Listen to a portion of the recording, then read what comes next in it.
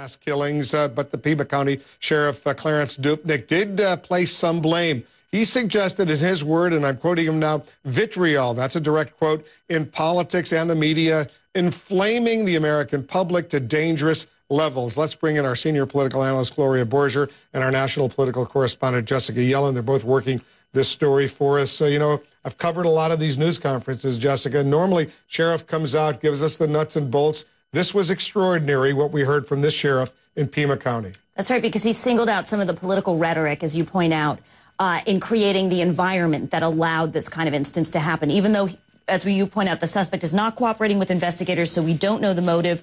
President Obama also delivered that message, saying it's partly the political rhetoric that led to this. So that's why we want to bring up one of the themes that's burning up on the social media right now, on Twitter and Facebook. There is a lot of talk, in particular, about Sarah Palin. And as you might recall, back in March of last year, when the health care vote was coming to the floor of the House, and when this was all heating up, Palin tweeted out a message on Twitter saying, "Common sense conservatives don't retreat, instead reload." And she referred folks to her Facebook page.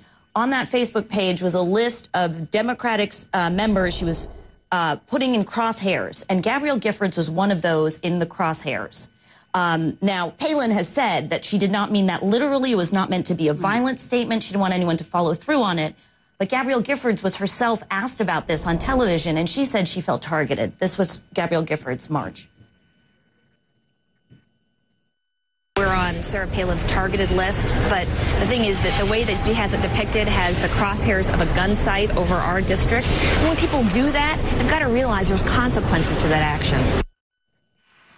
Today, Palin posted a statement on Facebook saying that, quote, "My sincere condolences are offered to the family of Representative Gabrielle Giffords and other victims of today's tragic shooting in Arizona. On behalf of Todd and my family, we all pray for the victims and for their families and for peace and justice." And I should point out, Republican leaders in Washington have said that this is not a partisan issue. This is about violence, as have some Tea Party groups.